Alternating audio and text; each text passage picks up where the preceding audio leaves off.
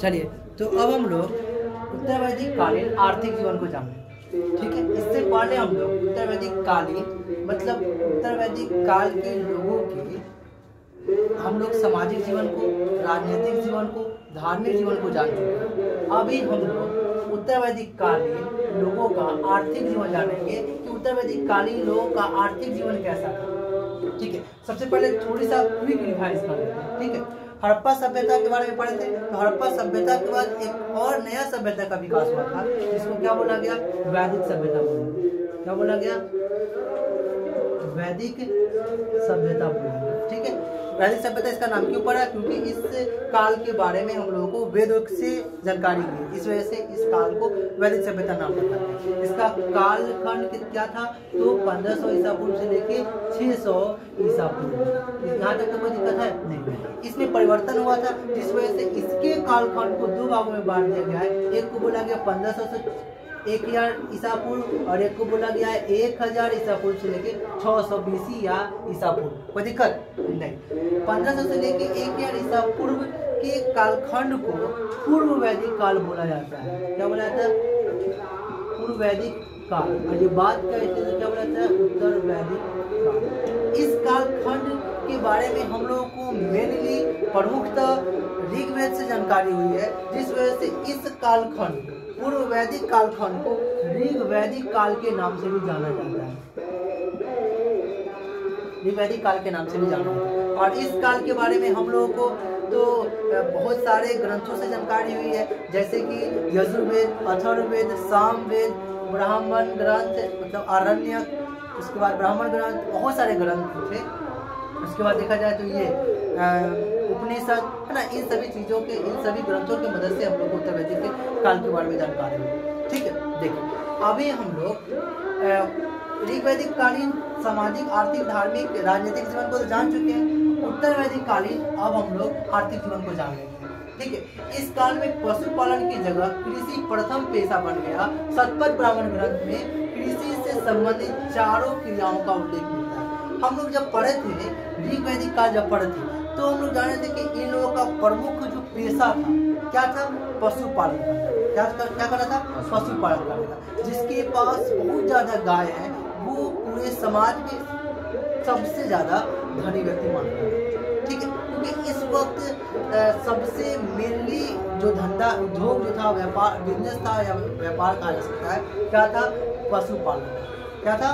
पशुपालन, है ना। क्योंकि ये लोग शुरू में अस्थायी थे, लेकिन जब अस्थायी हुए, मौसम के बारे में जानकारी हुई और साथ साथ लोहा का जब खोज हो गया तो ये लोग लोहे से औजार बनाने लगे और जंगलों को काटकर खेती करने लगे। और धीरे धीरे खेती करते करते इन लोगों को बहुत सारे फसलों के बारे में जानकारियाँ हुई। ठीक है, तो जिस वजह से इस काल में ना कृषि बहुत अधिक महत्वपूर्ण पेशा बन गया। ठीक है, उत्तर वैदिक काल में। तो यहाँ पे सबसे बड़ा अंतर का बताना हो तो बता दीजिएगा, इस काल के लोग क्या करते थे?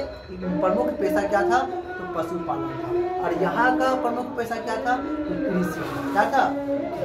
कोई दिक्कत है नहीं। इस काल में पशुपालन की जगह कृषि प्रथम पेशा बन गया था।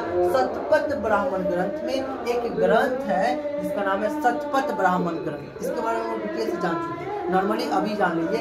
ये किताब है शतपथ ब्राह्मण ग्रंथ में कृषि से संबंधित चारों क्रियाओं का उल्लेख किया गया।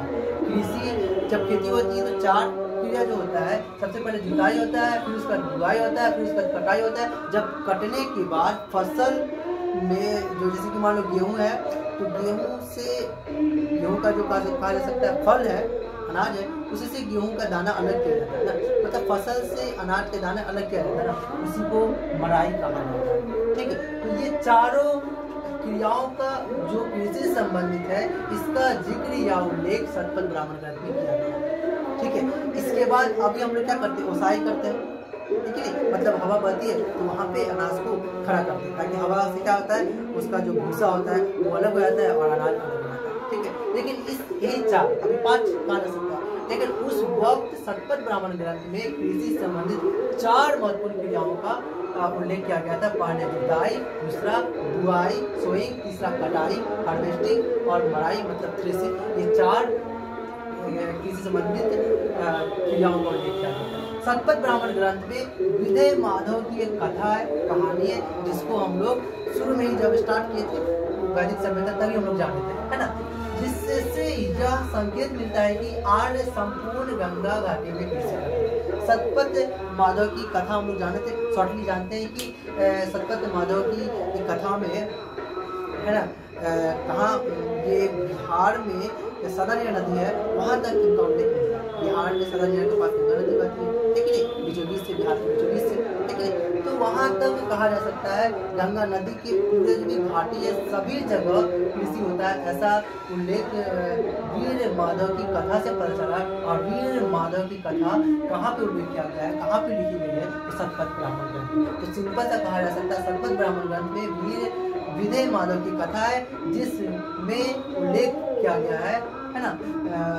जब देखा जाए तो वहाँ के बारे में बताई गई है ना, जिससे हम लोग को पता चला कि ये लोग गंगा घाटी के बारे में जिक्र किया गया है। जिससे ऐसी कथा में जिससे पता चला कि ये लोग यहाँ तक रहते थे, हम जब यहाँ पे रहते थे, यहाँ लोग ज़्यादा यहाँ की जो जमीन है ज़्यादा उपजाऊ है, यहाँ पे खेती जरूर करते हो, है ना, जिससे हम लोग को संकेत मिलता है। चलिए, इस काल में लोहे से बने उपकरण के प्रयोग से कृषि क्षेत्र में क्रांति आ गई। अब ये लोग, अब ऋग्वैदिक कालीन जो लोग थे लोहे के बारे में नहीं जानते थे, पर उत्तर वैदिक काल में लोहे का खोज हुआ, लोहे के बारे में जानकारी हुई, तो एक कृषि के क्षेत्र में क्रांति आ गई, एक बहुत बड़ा बदलाव हुआ। यजुर्वेद में लोहे के लिए श्याम अयस मतलब काला, अयस मतलब धातु, काला धातु मतलब लोहा, ठीक है। तो यजुर्वेद जो है उसमें लोहे के लिए श्याम अयस शब्द का प्रयोग हुआ। लोहे से बने उपकरणों के प्रयोग से कृषि विस्तार के साथ साथ फसलों की संख्या में भी वृद्धि हुई। और सबसे प्रमुख फसल कौन था? धान था। कौन था? धान यानी गेहूं। कोई दिक्कत नहीं। देखिए, अब हम लोग जान लेते हैं कि लोहे का सर्वप्रथम हम लोगों को कहाँ से प्रमाण मिला, ठीक है। तो लोहे से बना उपकरण का सर्वप्रथम भारत में अतरंजी खेड़ा से प्रमाण मिला। अतरंजी खेड़ा है कहाँ? तो ये उत्तर प्रदेश के एटा जिले में है। एटा जिले में गंगा नदी की सहायक नदी काली नदी है, तो काली नदी के दाहिने तट पर स्थित ये अतरंजी खेड़ा है। यहाँ से हम लोग को सर्वप्रथम 8000 ईसा पूर्व, कब? 8000 BC पुराना 8000 ईसा पूर्व का हम लोगों को लोहे से बना कृषि से संबंधित औजार मिला। कोई दिक्कत नहीं। सिंपल सा सवाल पूछा जा सकता है, हम लोगों को उत्तर वैदिक कालीन मतलब सर्वप्रथम, सिंपल सा सवाल समझिए कि हम लोगों को भारत में सर्वप्रथम लोहे से बना औजार या लोहे का प्रमाण कहाँ से मिला है? तो आप बता दीजिएगा, अतरंजी खेड़े से मिला है। कहाँ से मिला है? अतरंजी खेड़ा से सर्वप्रथम लोहे का प्रमाण मिला है। क्या मिला है लोहे का? तो कृषि से संबंधित औजार बना हुआ था, वो मिला है। अब सवाल बनेगा कि अतरंजी खेड़ा है कहाँ? तो बता दीजिएगा कि यह उत्तर प्रदेश के एटा जिला में। कहाँ है? उत्तर प्रदेश के एटा जिला में। और एटा जिला कहाँ है? तो एटा जिला जो है, एटा जिला में कहाँ? तो गंगा नदी की सहायक नदी है काली नदी। तो काली नदी के दाहिने तट पे यह अतरंजी खेड़ा स्थित है। यहीं पे हम लोगों को सबसे प्रथम बार लोहे का बना हुआ कृषि से संबंधित औजार मिला। कहाँ? भारत में। लेकिन देखा जाए सबसे प्रथम पाकिस्तान में मिला है। कहाँ मिला है? पाकिस्तान में गंधार नामक जो जगह है, वहाँ पे सर्वप्रथम मिला 10 ईसा पूर्व पहले 10 ईसा पूर्व का औजार मिला है, ठीक है। लेकिन पाकिस्तान में मिला। भारत में सर्वप्रथम कहाँ मिला है? उत्तर प्रदेश के अतरंजी खेड़ा नामक, उत्तर प्रदेश में एटा नामक जिला है, वहाँ पे अतरंजी खेड़ा में हम लोग को मिला है कृषि से संबंधित औजार मिला है, ठीक है। चलिए, अलेक्जेंडर कनिंघम ने सन 1861 से 62 में इसका उत्खनन करवाया था। कोई दिक्कत? उत्तर वैदिक काल में कृषि में विस्तार, शिल्पों में कुशलता, व्यापार एवं वाणिज्य में विस्तार, इन सब के परिणाम स्वरूप जनसंख्या में क्या हुआ? वृद्धि हुआ, ठीक है। निष्क, शतमान, पाद, कृष्णल, उसके बाद रत्तिका तथा गुंजा आदि माप की विभिन्न इकाइयां थी। नाप तोल करना, ऋग्वैदिक कालीन जो लोग थे, ये लोग सिर्फ वस्तु विनिमय करते थे। क्या करते थे? वस्तु विनिमय, मतलब एक सामान के बदले में दूसरे सामान लेते, वस्तुओं का आदान प्रदान होता था। लेकिन इस वक्त ये लोग अब मुद्राओं का भी इस्तेमाल करने लगे। है ना, बटखाराओं का भी इस्तेमाल करने लगे सामान को बदलने के लिए, एक्सचेंज करने के लिए। ठीक है, चलिए, तो वही निष्क, शतमान, पाद, कृष्णल, रत्तिका और गुंजा आदि माप की विभिन्न इकाइयां थी। इससे सामान की नापतोल की जाती थी। ठीक है, निष्क के बारे में हम लोग बताए थे, यह खास है। निष्क के बारे में बताए थे कि निष्क जो है यह एक आभूषण था उत्तर वैदिक काल, ऋग वैदिक काल में।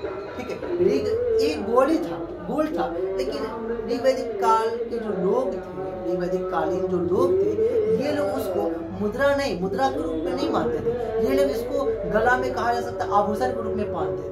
ठीक है, उसी निष्क को जो सोने का, ठीक है, लेकिन वही निष्क को उत्तर वैदिक कालीन में, है ना, स्वर्ण का आभूषण नहीं समझते थे, उनको मुद्रा के रूप में प्रयोग करने लगे। स्वर्ण का आभूषण था ही, लेकिन उसको मुद्रा के रूप में भी प्रयोग करने लगे, कोई दिक्कत नहीं। तो निष्क जो ऋग वैदिक काल में स्वर्ण आभूषण था, अब एक मुद्रा माना जाने लगा। व्यापार निष्क के शतमान द्वारा संपन्न होता था। व्यापार जो करते थे ये लोग निष्क के शतमान द्वारा संपन्न करते थे। ठीक है, मतलब व्यापार में, है ना, शतमान और निष्क का प्रयोग करते थे।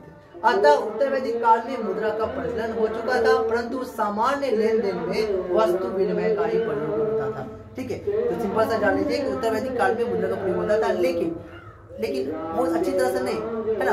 सामान्य जो लेन देन करते थे वो लोग वस्तु विनिमय प्रणाली ही करते थे। ठीक है, मुद्रा यहाँ पे क्या क्या थी उत्तर वैदिक कालीन मुद्राओं के बारे में बताया जाए तो निष्क, शतमान, कृष्ण, पाद, ये सब क्या थे उत्तर वैदिक कालीन मुद्राओं का नाम है। कोई दिक्कत? स्वर्ण एवं लौह के अतिरिक्त इस युग के जो आर्य लोग थे, तीन तांबा, चांदी और शीशे से भी परिचित थे। क्या ऋग वैदिक कालीन लोग लोहा से परिचित थे? नहीं, ये लोग लोहा से परिचित नहीं थे, क्योंकि इस वक्त के लोग लोहा से परिचित थे। इस वक्त लोहा की खोज हुई थी, या कहा जा सकता है लोहा के बारे में इन लोगों को जानकारी थी। ठीक है, यहाँ पर जान लीजिए खास बात है, स्वर्ण एवं लोहे के साथ साथ उत्तर वैदिक कालीन आर्य लोग तीन तांबा, चांदी और शीशे से भी परिचित थे। धातु शिल्प उद्योग बन चुका था। जो धातु था, शिल्प उद्योग मतलब वहाँ के आम जन लोग खुद से धातुओं का इस्तेमाल करके, पिघला के कुछ सामान बना के, हो सकता है बेचते थे, है ना। चलो, तो धातु शिल्प उद्योग बन चुका था। इस युग में धातु गलाने का उद्योग बड़े पैमाने पर होता था। संभवतः तांबे को गलाकर विभिन्न प्रकार के उपकरण, आभूषण, वस्तुएं बनाई जाती थी इस वक्त। ठीक है, उत्तर वैदिक काल में वस्तु विनिमय उद्योग, वस्त्र निर्माण उद्योग एक प्रमुख उद्योग था, और ये लोग ऊन, ये सब सूती कपड़ा, ऊनी कपड़ा लोग पहनते हैं। चलिए, ठीक है, तो उम्मीद करते हैं सभी आपको अच्छा लगा। अभी हम लोग क्या जाने, आर्थिक जीवन जाने कि इन लोग का आर्थिक जीवन कैसा था। और एक बार जान लीजिए, इन लोग को समुद्र के बारे में जानकारी हो चुकी थी, तो ये लोग जल मार्ग से भी व्यापार करते थे। ठीक है, और स्थल मार्ग से तो व्यापार होती ही थी।